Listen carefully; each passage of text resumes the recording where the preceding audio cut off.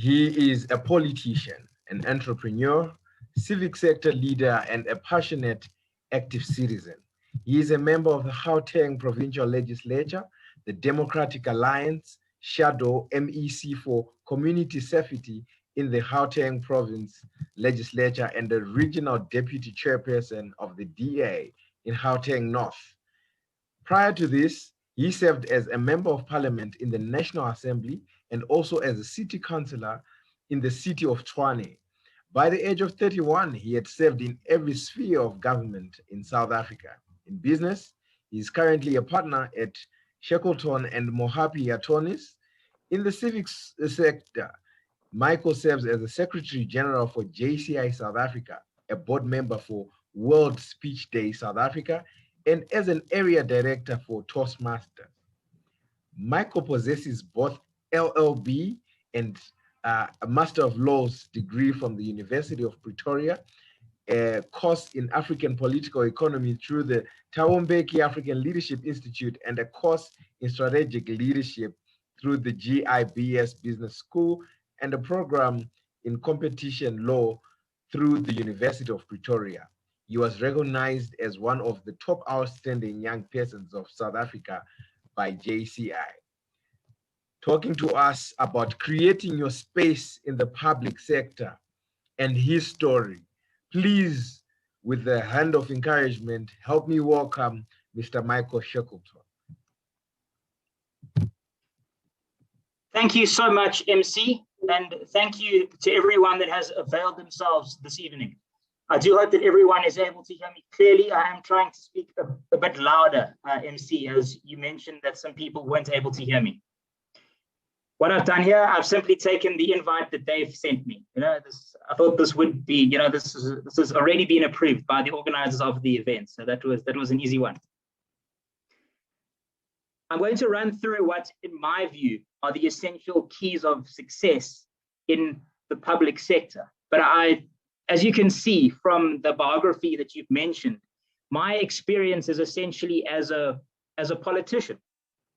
And I think you'll notice that from many of the things that I have to say, although I am a skilled person myself, I think that it's not necessarily predicated on having a degree or having a certificate in necessarily anything, but more about the way that one relates to other people and the manner in which one is able to add value to others.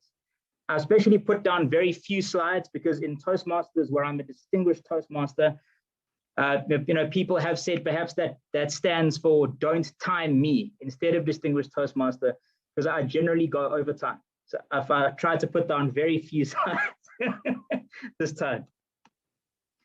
In my view, visibility is the #1 rule of politics. I think if everyone were to log off now and no longer listen to me, this is the key takeaway that you must take from this. And I'd like to elaborate on this in a variety of different ways.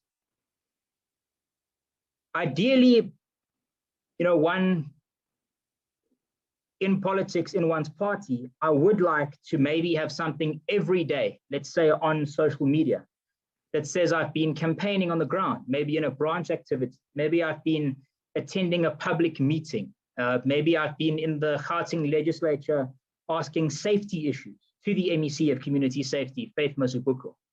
But I think what I've been able to do as you go through my presentation is that I would say even beyond that, through being in organizations like Toastmasters, being in organizations like Junior Chamber International, they are then able to see me on social media on a daily basis for one reason or another, which creates societal impact. And why this is important is because in our party system as it stands, although there have been proposed amendments to allowing individuals to stand, that one comes off of a party list system. To be a PR councillor, to be a member of the legislature, and to be a member of parliament. And so one truly has to do two things. You have to be sufficiently impressive to the people in your own party every 5 years, because that's how often elections take place in this country on all levels, to be placed in a decent position on your party list to be re-elected. But what is to correlate is that the people of this country, or the people in your municipality, or the people in your province have to be willing to support your party as well, and what they offer. And these two things have to correlate all of the time. And I think, yeah, so what I've been doing is to really try to get my visibility up ever since I became a member of the DA. So in 2008, and I hope these things are interesting for you, because I think you've had other discussions from a mayor, from officials, but I hope it does give you some insight into how politics operates and things. So I joined the DA in 2008, but I only became a city councillor in 2014. But in that time, I joined as a DA student organization member at the University of Pretoria. And 2 years later, I was the branch leader of the organization. And I got onto things like the party's federal council, which is essentially means that it's its national council, which has mayors, it has the premier of the Western Cape, it's got leaders in municipalities for the DA around the whole country, and provincial leaders and so on, getting onto the provincial executive. And I got onto the provincial disciplinary committee. And there were stages I was doing many things on sort of every structure, where even if I didn't attend a meeting, someone would have to say my name, to say, you must talk to this man if you want X, Y, and Z done, or you must, well, those were, or I have worked with this person, and so on and so forth. And I think that really is the key takeaway that one can take, that whether you join the DA, whether you join the ANC, whether it's Action SA, whatever it is that you're looking to do, if you do want to get involved in politics, is that people want to see that you're involved, that you're a reliable person. If you do rock up at every meeting, you'd be amazed at how few people are reliable.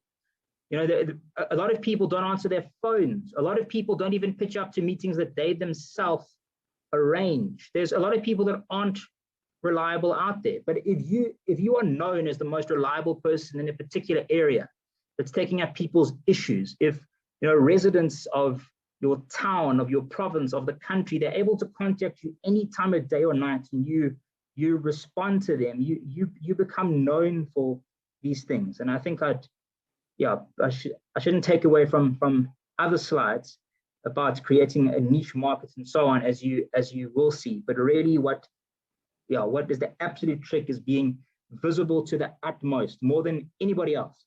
So people think of you around certain issues.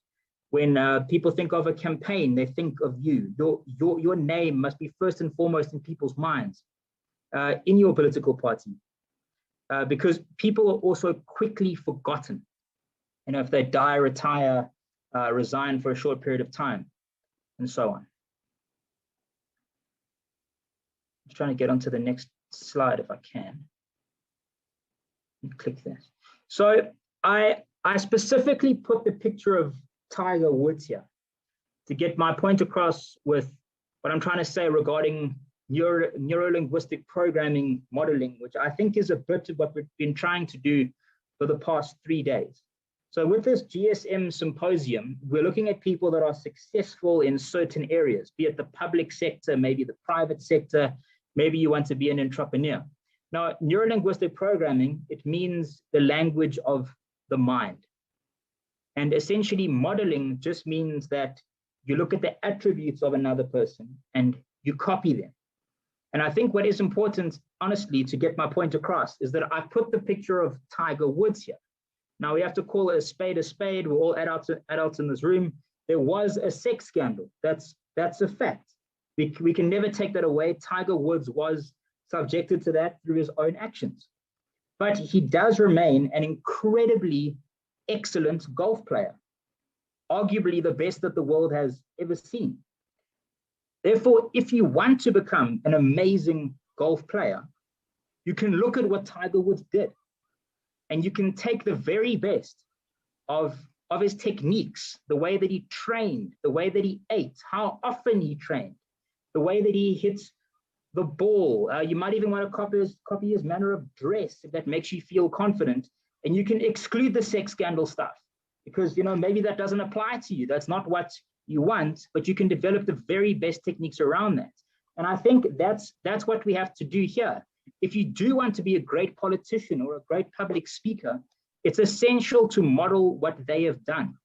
In my childhood, I spent time reading Long Walk to Freedom when I was 13 years old. I've read every book that Tony Leon has ever written.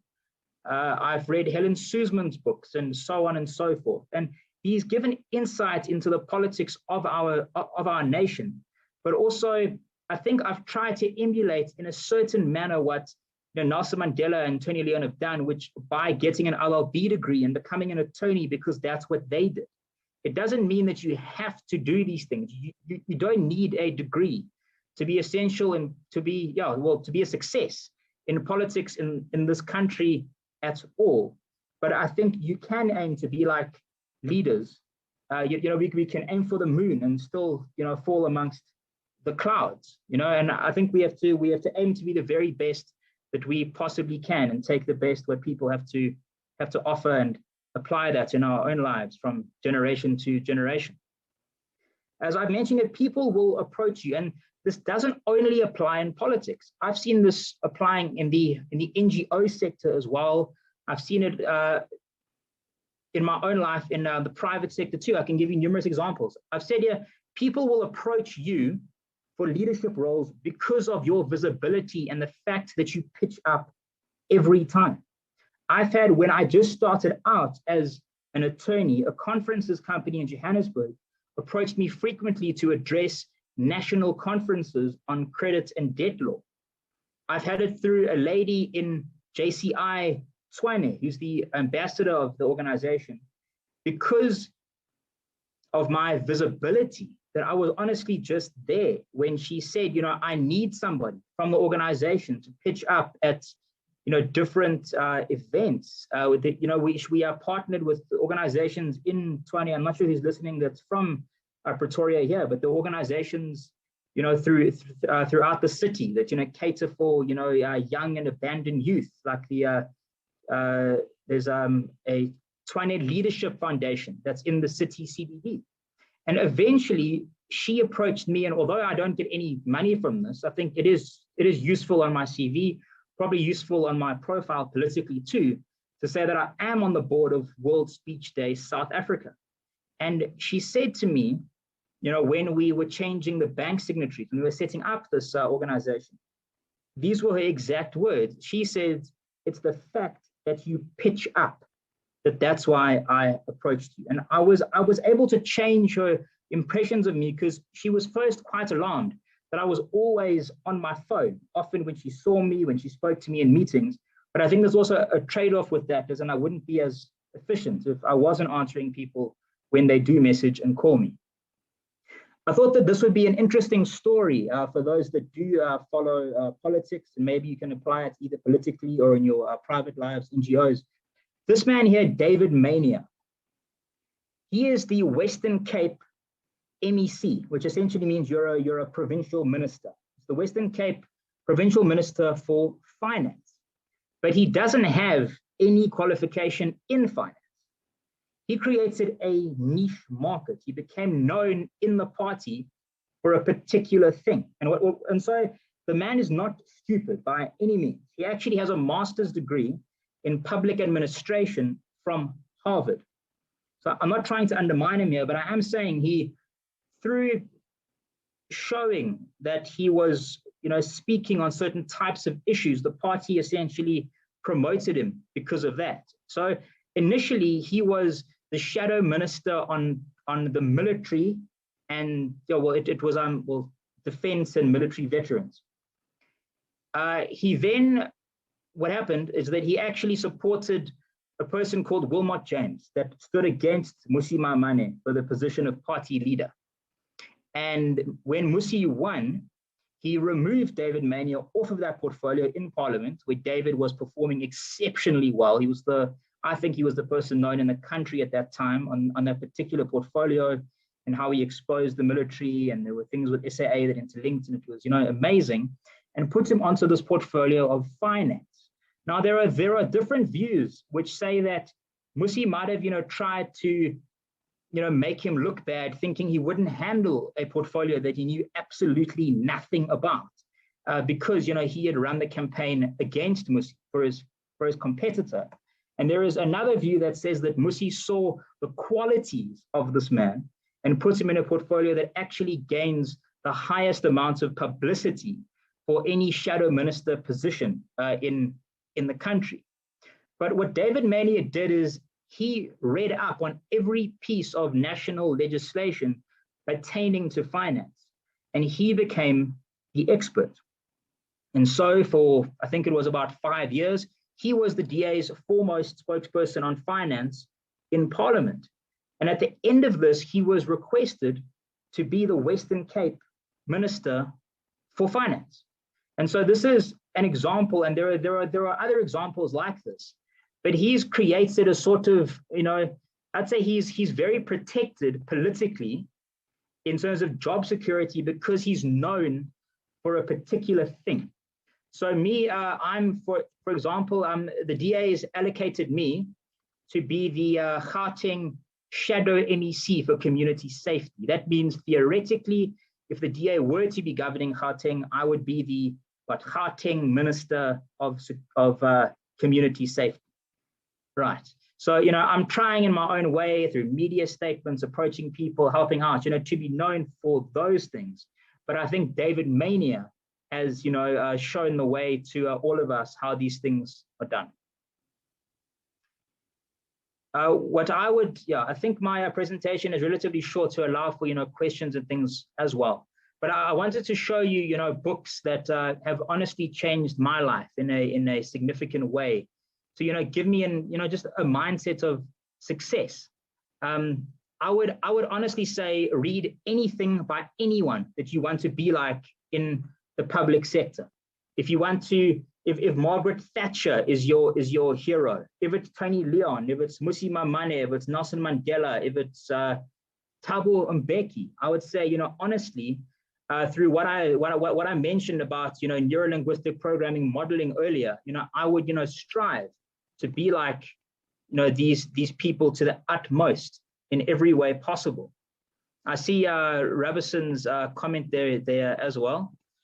But also, I'd like to commend Rabison's use of word of the day. I think even Simba earlier mentioned Toastmasters, and I see Rabison as well. I think we come from similar backgrounds here, which I think is really, really great. Yeah, I actually recommended the leader who had no title to some people recently, which is an interesting thing that has happened.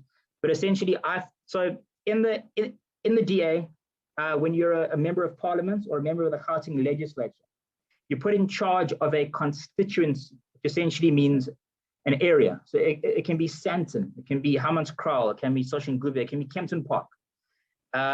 So some things happened there, let's just say, where I was put in charge of a second constituency. So I'm already in charge of Hammanskraal. This was Soshanguve North.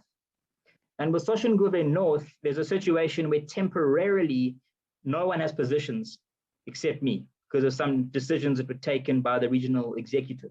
And, sort of, jokingly, I did, but it was only half in jest because, this is a really, really amazing book. I did say the leader who had no title, because actually they have no titles at this particular point in time. But that book honestly shows you how to add value in any sort of circumstance in any organization, to be a truly unforgettable person, regardless of whether you're the CEO or the lowest person, but a person that is really, really relied upon. Something that helped me a lot, and I see that there are questions in other chats, which I'll also get to, and I think the MC might also, look to regulate that too, when we get to the end. But so when I was studying law at the University of Pretoria, I worked in exclusive books in Brooklyn Mall in Pretoria. And what's extremely useful about working in exclusive books is you can take books out for 2 weeks for free, like a library, brand new books, read them, return them, and then customers pay for them as though they're brand new. So that's actually what you're doing when you go to exclusive books for interest sake. So I was able to, I read more than one book a week for years. So things that had a massive impact on my life. Was, for example, the power of your subconscious mind. And what I remember about this book is a story that actually showed that people, it was a test in America, was basketball players, where they compared these were professional basketball players actually shooting into a hoop physically, over and over again.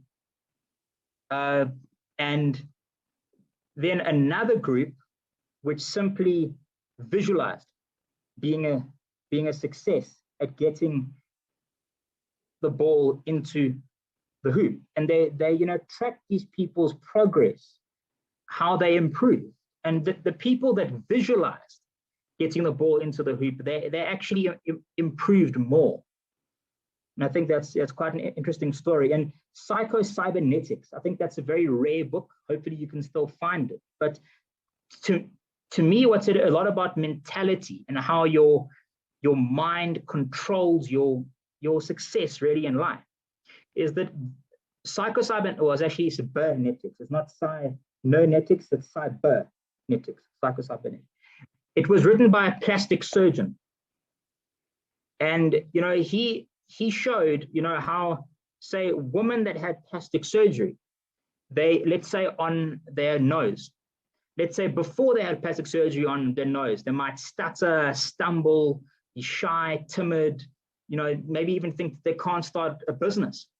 And then suddenly when they have this plastic surgery, the way that they act, the whole way they act, it changes. They become supremely confident. They even go out and actually start a business themselves. They relate to the world in a completely different way. And I think, that's, these are just examples, how, we can understand really that our minds and the way that we approach things really do reflect our reality. I did actually, on a subsequent slide, I also mentioned some things from the 50th law as well. But there is a book, and maybe you'll think that I gained inspiration in the unlikeliest place. But I think we'll know the rapper 50 Cent, otherwise known as Curtis Jackson. It's also an actor these days. And, he's, known to be aligned with, vitamin water and, but he actually grew up selling drugs on the streets to survive. And, today he is where he is, a huge, global and phenomenal success. And Robert Greene wrote the 48 Laws of Power. And subsequently, him and 50 Cent co-authored this book, The 50th Law. And the 50th Law is actually fear nothing. But I'm able to take, and I don't know how many years ago I even read this book. I gave it to a mentee of mine who's in Toastmasters and in JCI recently.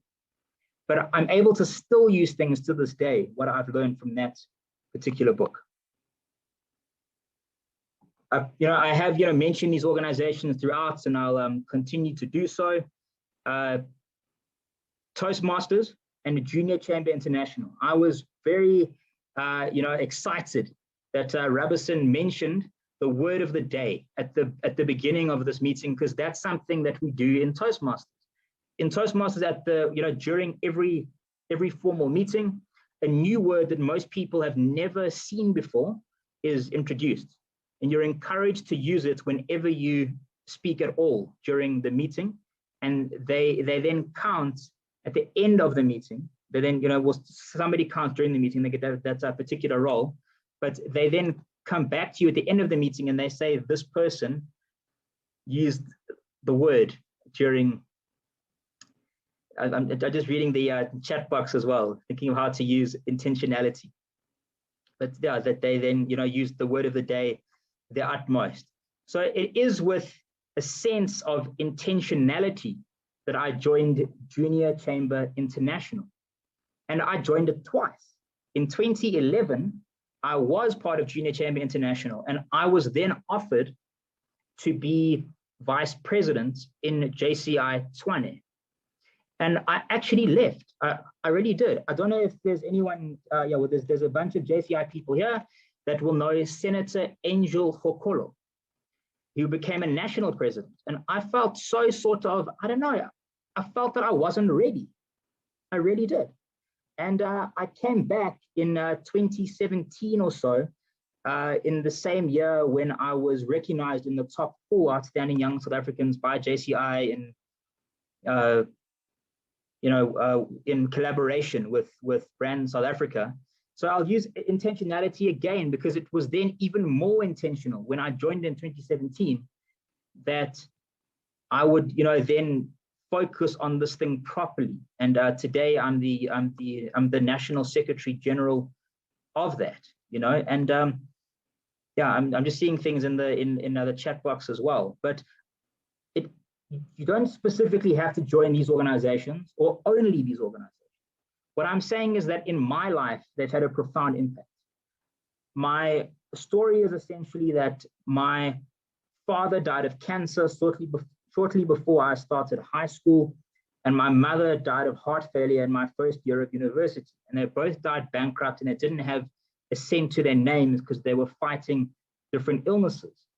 And I developed a serious stutter because I didn't know what would become of me in my life. And thankfully, my father's parents, but my father's father has passed away since.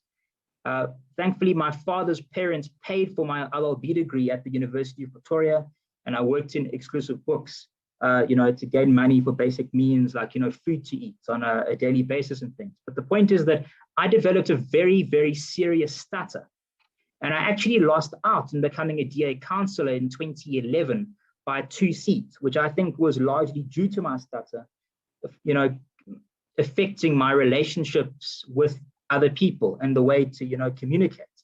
And Toastmasters helped me immensely to this point where I'm a distinguished Toastmaster, which is in the top 1% of the educational goals of Toastmasters worldwide. And I've even invited other Toastmasters to join today that have even done so. And I'm now an area director, and I'm standing to be a division director shortly. So an area director oversees 5 clubs. I oversee 5 clubs in Midrand, largely corporate clubs, including PwC and Deloitte. And a division director would then oversee the whole of Centurion and Midrand. So because Toastmasters changed my life, I think I have to give back to it. I have to talk about it. But I was, very happy this morning. Simba, I didn't even say anything in the meeting. He said, "I'd like to recognize distinguished Toastmaster Michael Shackleton." And again, the word of the day was mentioned tonight as well. So I really think all of these organizations allow us to, really build networks across not only South Africa but across Southern Africa. I've also been administration manager for Toastmasters for the whole of Southern Africa, which is 9 countries. And so you will have people from Zimbabwe coming onto the meeting and saying, hello, Michael, which I think is, we do have to build these, networks for life, whether it's business, whether it's for NGOs. But I think politics for me, clearly visibility is the number one thing, that whether I'm not being visible for my party in that particular day, my party must clearly see me, and I think society has to respect me and know me. But I think the end game of being a household name in South Africa is, maybe it's a 30-year mission. It's not going to happen overnight, but we'll see how that goes. So back to there. Yeah. So this is essentially what I wanted to say about that book, the 50th Law, which 50 Cent and Robert Greene co-authored, but this all links up. That I would firstly encourage you to apply for any opportunities that you see to become more visible, whether it's to be part of a leadership program, whether it's to develop certain skills, whether it's to go overseas, even to, I don't know, maybe, Uno will mention something. I know that Simpiwe Zuma, who's our World Congress Director in JCI, she's part of getting collaborators to work together to create chapters of a book. So even me, I even wrote on that because she was calling for applicants. And so you can see a lot of this political thing. It's about being constantly visible to people all of the time and increasing and increasing and increasing, and keeping that sustainable. Because I think one does have to relate to society. One does have to get sort of buy-in from society to be a credible leader. And in his book, 50 Cent, otherwise known as Curtis Jackson, he says, when faced with a choice between more responsibility and more money, choose the one that gives you more responsibility, and essentially money will follow. It builds trust. It builds respect. People end up approaching you to take on more things, to do more things. And something that I use on a weekly basis, I think back to it, he says you should turn every negative into a positive.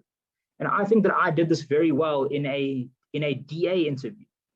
So currently, although I'm not a child, okay, but even despite being born in 1987, I am the youngest member of the DA in the Gauteng provincial legislature. And I was very aware, this was a few years ago when I didn't make it yet, so I was younger than 30. I did say to them that I am aware that you might see my youth as a hindrance, or as a reason not to take me at this time. But remembering what 50 Cent had said about turning every negative into a positive, I feel I was able to turn that around and score very well, because I did say that, in fact, it's my biggest strength, for me to be standing before you and, offering my services to you, and, mentioning, youth unemployment in South Africa, mentioning that most young people in our country don't vote. I don't know if everyone knows this, but essentially we have, less people in this country, voting than that actually don't vote. And so, if you were to tap into that kind of market, you could, achieve anything. You could actually govern any way that you possibly want to. But I think that's an example, how to use negatives into positives. Maybe Doug knows they don't want people with a certain color beard. It's his next job interview. You can turn that around into a massive, success and a win as to how it's going to attract the ladies. Ladies are, the biggest part of the population, and so they're going to attract the highest amounts of customers optimally. This is I'm getting to the end of my presentation. I don't know who knows Brian Tracy or who's ever heard of him, but I was fortunate to attend a presentation by Brian Tracy in Johannesburg a few years ago. He's essentially the world's best-selling motivational author. And he says, when you develop yourself to the point where your belief in yourself is so strong that you can accomplish anything you put your mind to, your future will be unlimited. And I think that's really what we have to do here. You have to, but it can't only be belief, sitting at home doing absolutely nothing and thinking I am the man. You have to, back that up with being the very best that you can be every day. You have to back it up with being visible. You have to back it up with adding value. But I think because of that belief, you'll go out every day believing that you can add maximal value, that you can be the most visible, and that you can show that essentially that you're better than everyone else. But in politics, you can't ever say that. You have to, do things in a very humble way in your interactions with others. But because you are competing against your own colleagues to be on lists and for positions, you must still strive to show that you're adding maximal value on a daily basis, so that people that make the decisions do end up recognizing your value, and that you certainly do have more value to add than most others. Just trying to do that. Yeah, so I think the whole trick really in everything I've been saying is to get involved. I think people like Malene Rousseau, if she, for example, wanted to be a ward councillor in her community for any party, I mean, surely that has to be extremely easy because she's gotten involved. I mean, she she knows people. People know her. People trust her. She's known to be reliable, honest, hardworking. She has a profile across society. People across political parties know who this person is. And so if she were to go to the DA, were to go to the ANC, say, can I be the ward councillor candidate? It should be a no-brainer as well, because also these people, they're essentially, brand building exercises. They're looking to sell brands, to market brands. Like if Trulli Madonsela came to someone, or we can think of names. If Siya Kolisi, right? We know that Siya Kolisi, maybe he doesn't have a degree, but if Siya Kolisi were to now go onto TV and ask people to do something, whatever that thing is, he might not be followed by the whole country, but a few thousand people. Let's say if he says, paint your face green tomorrow, we will come across people tomorrow in every city in this country who've had, their faces, painted green. And I think, that, goes a long way to, show really what I'm trying to say. Through building networks, you build up trust, and people want to work with you across organizations. So I first joined the DA in 2008 as a member of the DA Student Organization. And I then became a city councillor in May 2014. I then became a member of parliament. Now I'm a member of the Gauteng legislature. But I think all of these things were heavily dependent on maximum visibility, on building trust, being reliable, working on all party structures. There's, a regional structure, which is essentially Tshwane. There's province, being Gauteng. And there's, national, which the DA refers to as federal. You have to add value all of the time. Even if you're not in a meeting, somebody must be able to turn to someone else and say, you know what, if you want this thing done, you should talk to this guy, because he's known for getting things done. And it is amazing how people value people just that are present.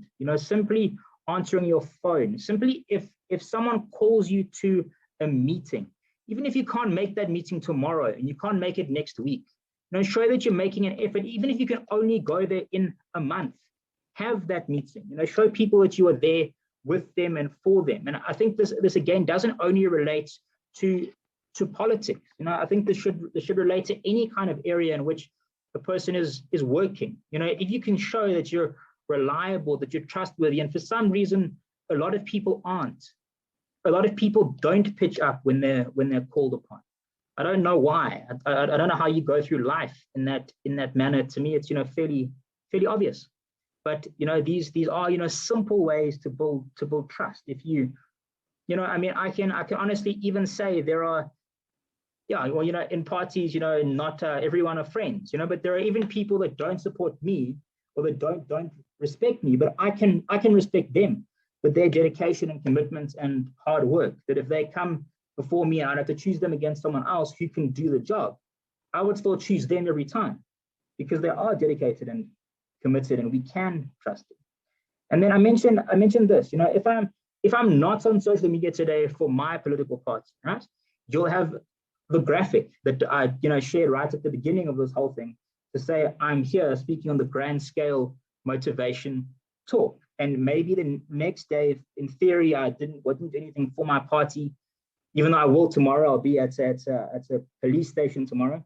But if not, you might have a Toastmasters thing. I'm standing for position XYZ, or I developed this young leader, or we are a team in this.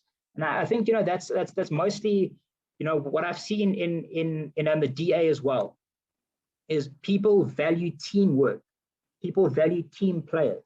They don't want to see that you're someone that's working against others, someone that thinks you're better than other people, but they want to see that you're contributing towards a common vision together, to make things better actually, and that you can be relied upon. So thank you so much. I think I should hand back to the MC. I wasn't sure whether to answer questions on the chat yet, because I'm not the chairperson of this meeting. So back to you, MC, and thank you to everyone that has attended, and thank you for being willing to listen to me. Well, thank you so much, DTM Mike. Everyone, can you help me give a round of applause to Mike to appreciate him for all these nuggets that he shared tonight? Right. I was especially very interested on a personal level myself, because I know that at some point I want to serve, in the public sector, because the issue of trying to be the change that you want to see. So, and you being a Toastmaster and a member of JCI sort of told me that I'm in the right track, because I also am part of the two organizations. Um, just to quickly get into the questions, I saw a three-part question from Rabison. All right, uh, just to scroll up to, okay.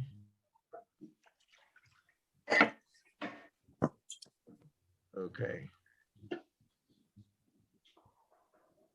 All right, he says, okay.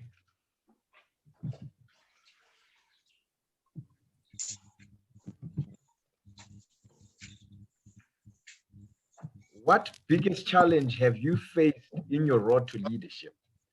He goes on to say, how do you overcome it? And then what safeguards do you have to remain productive in the midst of turmoil in the party and outside? Okay. Yeah, well, honestly, in the DA, we've all lost elections, even names that you might know, like Solim Simanga, and I'm not sure if you're familiar with the name Makashule Ghana. But we've all stood for things at various times, and we've lost. A few years ago, I stood to be the provincial deputy chair of Gauteng, and I lost by 9 votes. And today, well, not today, well, today I am, but in October, I was elected as the regional deputy chair, which means for Gauteng North, which is Tshwane. So I was able to, bounce back a few years later, still obtain a leadership position. And I don't think it dented my credibility, but it actually made me more widely known across the whole of Gauteng than I had been known in the past. And so I think what I'm trying to say is that we can take positives out of every negative. And I've gained positives out of these negatives. So again, I did lose. I lost by 9 votes. But I was approached recently by the Vaal regional chairperson. So the DA is 5 regions. It's Tshwane, Johannesburg, East Rand, Vaal, and West Rand. I was approached by the regional chair in the Vaal, who's a member of parliament, to chair the entire interview process for everyone that wants to become a councillor in the Vaal, which is 4 municipalities, which is Sedibeng, Lesedi, Midvaal, I'm just thinking now, my mind is going, and Mfuleni.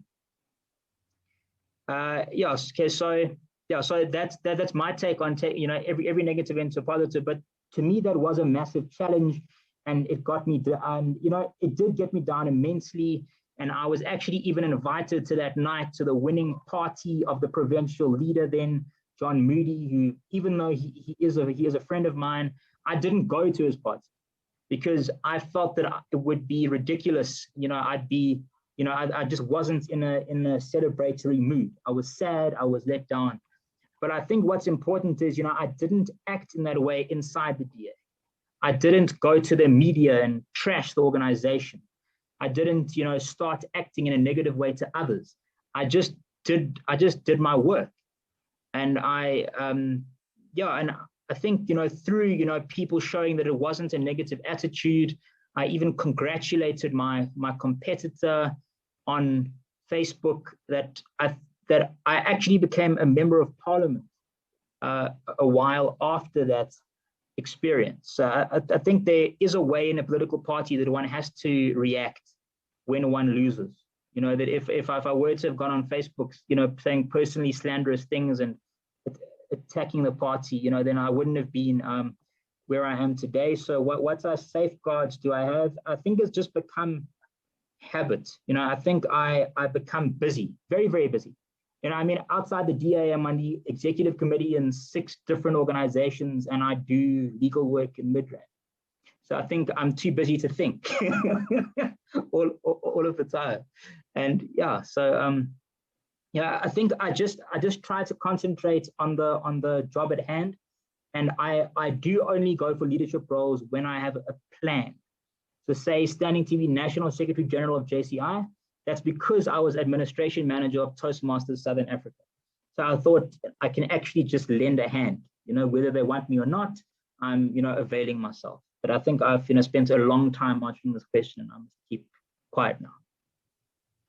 Okay, thank you so much, Mike, for that. I'm just sitting here thinking, if all our politicians, at least 10% of our politicians, acted the way we do, governance across our continent would have been totally different.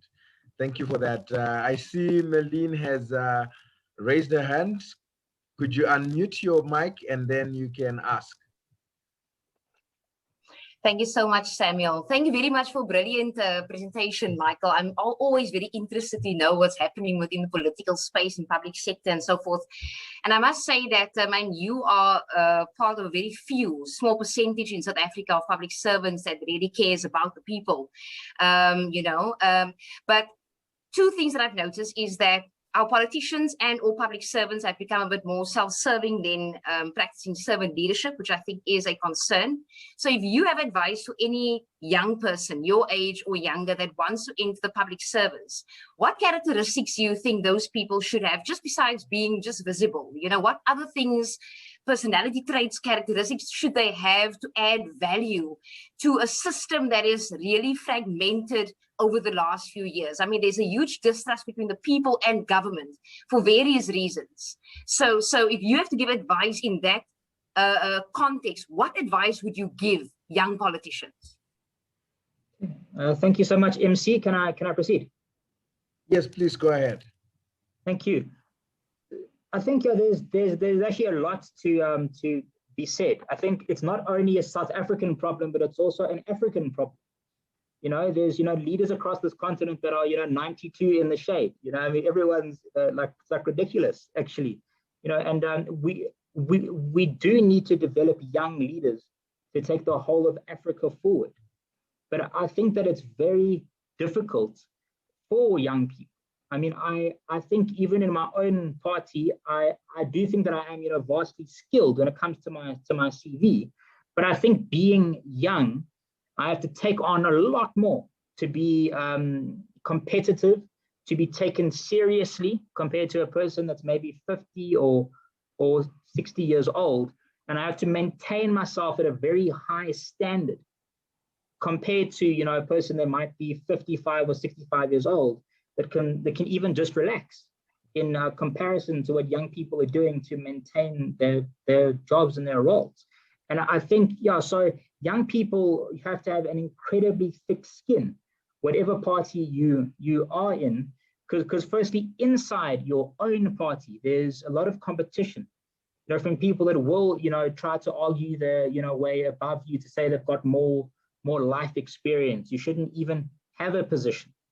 But, you know, from outside, you know, whether you're DA, you're ANC, any other party, you know, resident citizens will always be attacking you for not doing enough, as well, you know, other parties, because they're trying to, you know, pluck votes off of one another, you know. But I mean, essentially what we have to do is we have to create ethical leadership, you know, people that really want to be here for others and be in it for the right reasons. You know, but it won't happen overnight, because, you know, they you know, are people in it because they want a 200 million rand tender where they can create a company under their friends' names and give that company a tender and get a kickback, you know. But I mean, really what, you know, government's meant to be doing is to be providing services to the people according to whatever sphere of government that you're actually in. And, you know, I even say that despite being a DA member, I don't think we're particularly clever or brilliant or have, you know, like a bunch of geniuses or that we're angels. It's just that we're not spending, you know, like we're just not stealing money. Like we're not being corrupt. So we'd be the party that just uses the most money available for what it's meant to be used for. So still nothing's perfect, but it's the best that you're going to get at this point in time. But I think hopefully things can't be this way. 5,000 years after we're all long dead. Where there's still so much corruption. People aren't getting services. Where roads aren't fixed. People can't get clinics, schools, and so on because money's stolen. And I'm not sure if enough people understand the connection between corruption and not having services and things like not having had running water in history where you live.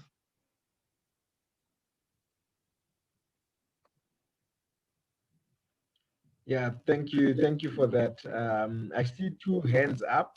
I'll ask Alan and then Uno to ask. May I also ask that you keep your questions brief so that Mike can also briefly answer them. Well, thank you so Alan, much. you can go on. Well, thank you so much, Samuel. And I really had a long one, but let me just try to cut it a little bit short. Michael, I really tried to run to your story and I mean, what you've happened there, because I've been in the political space as well. My bit of asking is, what is that bit of motivation that, always keeps you back, even when, for example, you didn't make it, but you still came back strongly. And what is that bit of passion? What is it that drives you to, come into that political space? Yeah, thank you so much. Yeah, thank you. Well, to be honest with you, maybe it's a bit, personal as well. Yeah, so it's personal, but also linked to service, and yeah. So I would say there's a number of things, and I'm looking at how much time we have. So there's a mixture of things. Okay, honestly, with my parents having both passed away with no money to their names, right? I honestly, at the time that I did suffer from a severe stutter, I did fail to become a councillor 7 consecutive times, and I only got in on the 8th try. But I felt because of that pressure of my parents, having no, fallback system in this world, that it's really just me. That I think that pushed me a lot to try that 8th time.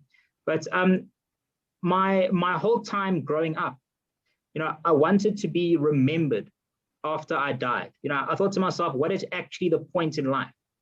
And I thought that politics was the most likely way to be remembered after you die. But it can't be, to be Adolf Hitler, where you kill, hundreds of thousands of people, and, Joseph Stalin. You actually have to transform society and, create a better world and a better country. And I think even, I think, many, citizens of this country are not, exposed to what our country actually looks like. It's, its demographics. I don't think, I don't even know if there's any person in Gauteng that's been to, all of the townships, for example, other than, people that are perhaps in, politics themselves. And I think, many people in our society may be unable to relate to each other when we talk about inequalities and the need to, rectify society and get things straight, because really your perception is limited by what you're exposed to. So I would say, what keeps me going is, a need to, rectify South Africa based on the things that I have seen in my own life. But I think that, everyone needs to be exposed to these experiences much, much more. Like I'm sure you have, like I'm sure Malene herself has.